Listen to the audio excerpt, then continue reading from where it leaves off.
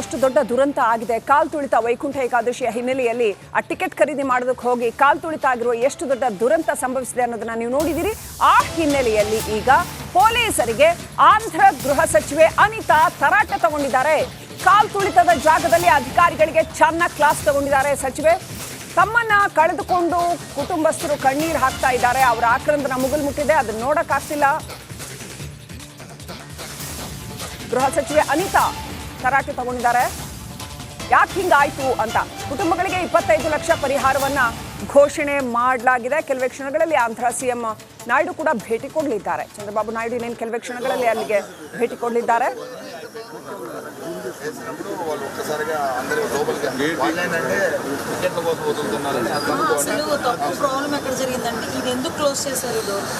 ముందు క్లోజ్ గా ఉంది మేడం.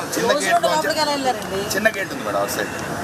ఆ సైడ్ గేట్ నుంచి మొత్తం వస్తారు. అక్కడ ఉంది మేడం నార్త్ లో చిన్న గేట్ నుంచి 2000 మంది వచ్చారు. అంటే ఒక్కసారి కాదు సార్, మార్నింగ్ 6 AM నుండి ఉన్నారు. అవును సార్, 2 రూపాయలు వేసుకొని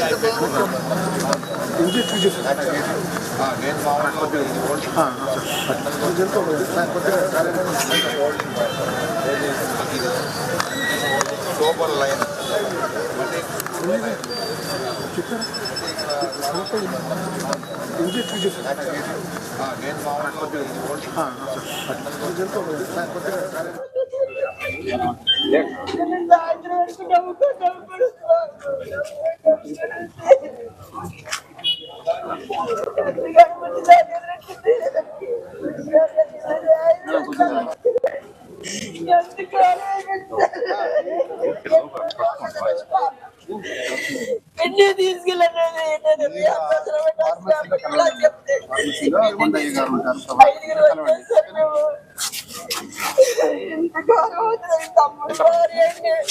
అక్కడికి వచ్చేస్తానండి. మాట్లాడుకోలేప్పుడు మా అమ్మను జాగ్రత్తగా వెళ్ళండి. గౌరవం చేసేటండి. అందరికీ ఉంటే ఉండొచ్చు కదా. ఈ జనాలకి తీసుకురండి.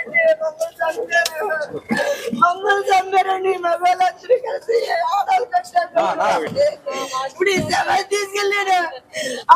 ಕುಟುಂಬಸ್ಥರ ಆಕ್ರಂದನ ಮುಗಿಲು ಮುಟ್ಟಿದೆ. ಶವಾಗಾರದ ಮುಂದೆ ಕುಟುಂಬಸ್ಥರು ಇನ್ನೇನು ಅವ್ರಿಗೆ ಶವಗಳನ್ನು ಹಸ್ತಾಂತರ ಮಾಡಲಿದ್ದಾರೆ. ಹಾಗಾಗಿ ಅವರ ಆಕ್ರಂದನ ಮುಗಿಲು ಮುಟ್ಟಿದೆ. ದೇವರ ದರ್ಶನಕ್ಕೆ ಅಂತ ಬಂದ ಕುಟುಂಬಸ್ಥರನ್ನ ಕಳ್ಕೊಂಡ್ವಿ ಅನ್ನುವಂಥ ಆಕ್ರಂದನ ಇದೆಯಲ್ಲ, ದೇವ್ರ ಹತ್ರನೂ ಹಿಂಗಾಗೋಯ್ತು ನಮಗೆ ಅಂತಂದ್ರೆ ಇನ್ನೆಲ್ಲ ಹೋಗೋಣ ಅನ್ನುವಂಥ ಆಕ್ರಂದನ ಇದೆಯಲ್ಲ, ದೇವರ ದರ್ಶನಕ್ಕೆ ಅಂತ ಬಂದವರು ದೇವ್ರ ಪಾದ ಸೇರ್ಕೊಂಡು ಬಿಟ್ರು ಅನ್ನುವಂಥ ಪರಿಸ್ಥಿತಿ ಇದೆಯಲ್ಲ, ಈ ದುಃಖವನ್ನ ಭರಿಸೋದು ಹೇಗೆ ಅನ್ನೋದು ಕುಟುಂಬಸ್ಥರ ಅಳಲಾಗಿದೆ.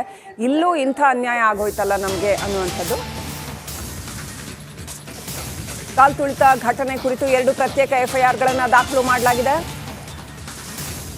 ಸೊ ಈಗ ಇದೊಂಥರ ಕೊಳ್ಳೆ ಹೋದ್ಮೇಲೆ ದಿಡ್ಡಿ ಬಾಗ್ಲು ಹಾಕೊಂಡ್ರು ಅಂದಮೇಲೆ ಏನು FIR ದಾಖಲು ಮಾಡೋದು, ಜೀವ ವಾಪಸ್ ಬರುತ್ತಾ? ಜಯರಾಮುಲು ನೀಡಿದ ಆಫರ್ ಮೇಲೆ 2 FIRಗಳನ್ನು ದಾಖಲು ಮಾಡಲಾಗಿದೆ.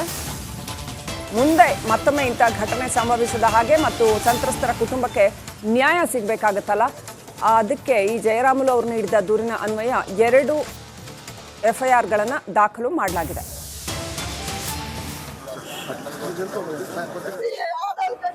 ರೈಟ್, ನಮ್ಮ ಪ್ರತಿನಿಧಿ ಅಭಿಷೇಕ್ ತಿರುಪತಿಯಿಂದ ನೇರ ಸಂಪರ್ಕದಲ್ಲಿದ್ದಾರೆ.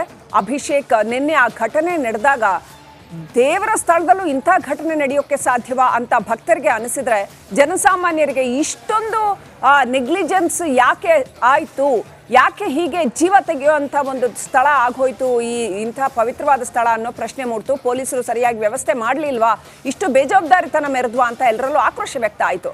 ಇವತ್ತು ಪರಿಸ್ಥಿತಿ ಹೇಗಿದೆ, ಅಲ್ಲಿ ಯಾರೆಲ್ಲ ಭೇಟಿ ಕೊಟ್ಟಿದ್ದಾರೆ, ಮತ್ತು ಈಗಲಾದರೂ ಅಲ್ಲಿ ವ್ಯವಸ್ಥೆಯನ್ನು ಸರಿಪಡಿಸಲಾಗಿದೆಯಾ ಅಭಿಷೇಕ್?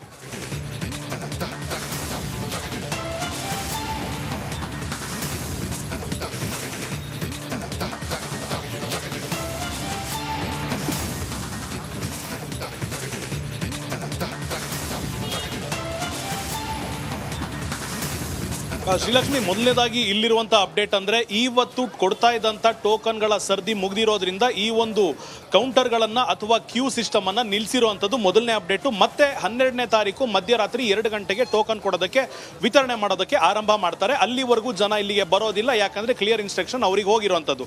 ಎರಡನೇ ಅಪ್ಡೇಟ್ ಏನು ಅಂದರೆ ಈ ಒಂದು ಸ್ಥಳದಲ್ಲಿ ಎಲ್ಲಿ ಪೊಲೀಸರು ನಿಂತಿದ್ದಾರೆ, ಅರೆಸೇನಾ ಪಡೆ ನಿಂತಿದೆ, ಈ ಸ್ಥಳದಲ್ಲೇ ನಿನ್ನೆ ಕಾಲ್ ತುಳಿತಕ್ಕೆ ಒಳಗಾಗಿ 6 ಜನ ಮೃತಪಟ್ಟರು. ಅಲ್ಲಿಗೆ FIR ಆಗಿರುವಂಥದ್ದು 2 FIR. ಇದೇನು ವಿಶೇಷ ಅಲ್ಲ. ಸಾಮಾನ್ಯವಾಗಿ ಅವರ ಮೃತರ ಕುಟುಂಬಸ್ಥರು ಅಥವಾ ಗಾಯಾಳುಗಳ ಕುಟುಂಬಸ್ಥರು ಒಂದು ಕಂಪ್ಲೇಂಟ್ ಅನ್ನು ನೀಡಬೇಕಾಗುತ್ತೆ. ನೀಡದೆ ಹೋದಂಥ ಸಂದರ್ಭದಲ್ಲಿ ಈ ಸರ್ಕಾರದಲ್ಲಿನ ಅಥವಾ ಈ ಒಂದು ಮಂಡಲ ಅಂತ ಏನು ಕರಿತೇವೆ ಅಥವಾ ಈ ಒಂದು ಕ್ಷೇತ್ರ ವಾರ್ಡ್ ಅಂತ ಏನು ಕರಿತೇವೆ ಅಲ್ಲಿನ ಒಬ್ಬ ಅಧಿಕಾರಿಯಿಂದ ಕಂಪ್ಲೇಂಟ್ ತೆಗೆದುಕೊಳ್ಳೋದು ವಾಡಿಕೆ ಆಗಿರುವಂಥದ್ದು. ಆ ರೀತಿ 2 ಸರ್ಕಾರಿ ಅಧಿಕಾರಿಗಳು ನೀಡಿದ ದೂರಿನನ್ವಯ 2 ಪ್ರತ್ಯೇಕ FIR ಗಳನ್ನು ಮಾಡಲಾಗಿದೆ. ಆದರೆ ನಿರ್ಲಕ್ಷ್ಯ ಯಾರ್ದು ಅಂತ ಆ FIR ನಲ್ಲಿ ಉಲ್ಲೇಖ ಆಗಿಲ್ಲ. ಕೇವಲ ಅಂಶ ಮಾತ್ರ ಈ ರೀತಿ ನಡೆದಿದೆ ಅಂತ ಆ ಒಂದು FIR ನಲ್ಲಿ ತಿಳಿಸಲಾಗಿರುವಂಥದ್ದು. ಮೂರನೇದಾಗಿ ಇಲ್ಲಿ ಆಂಧ್ರ ಪ್ರದೇಶ ಸರ್ಕಾರದ 3 ಸಚಿವರು ಬಂದರು. ಅದರಲ್ಲಿ ಅನಿತಾ ಅವರು ಗೃಹ ಸಚಿವರು ಬಂದರು. ಇದೇ ಜಾಗದಲ್ಲಿ ನಿಂತು ಪೊಲೀಸರನ್ನ ಒಂದು ನೇರವಾದ ಪ್ರಶ್ನೆ ಕೇಳಿದ್ರು. ಈ ಪಾರ್ಕ್ನಲ್ಲಿ 4,000 ಜನ ಸೇರೋದಕ್ಕೆ ಅವಕಾಶ ಇಲ್ಲ ಅನ್ನೋದಾಗಿದ್ರೆ ಯಾಕೆ ಸೇರಿಸಿದ್ರಿ ಅಂದಾಗ ಯಾರಿಗೂ ಉತ್ತರ ಇಲ್ಲ. ಜನ ಅವರೇ ಸೇರಿದ್ರು ಅಂತ ಪೊಲೀಸರು ಹೇಳ್ತಾರೆ. ಮತ್ತೊಂದು ಕಡೆ ಅವ್ರು ಸೇರಿದ್ರು ಅಂದ ಮೇಲೆ ನೀವು ಅದನ್ನ ಹೊರಗಡೆ ಕಳಿಸ್ಬೇಕಾಗಿತ್ತು, ತೆರವು ಮಾಡಬೇಕಾಗಿತ್ತು ಅಂದ್ರೆ ಅದಕ್ಕೆ ಯಾವುದೇ ರೀತಿಯ ಉತ್ತರ ಇಲ್ಲ. ಅವರವರು ಮಾತಾಡ್ತಿದ್ದಂಥ ಸಂದರ್ಭದಲ್ಲಿ ಸಂಜೆ 7:15ವರೆಗೂ ಯಾವುದೇ ಸಮಸ್ಯೆ ಇರಲಿಲ್ಲ. ಅದಾದ ನಂತರ ಹೀಗಾಗಿರಬಹುದು ಅನ್ನೋ ಮಾತನ್ನ ಹೇಳ್ತಿರುವಾಗ ಪೊಲೀಸರ ನಿರ್ಲಕ್ಷ್ಯ ಇತ್ತು ಅಂತ ಗೊತ್ತಾಗುತ್ತೆ.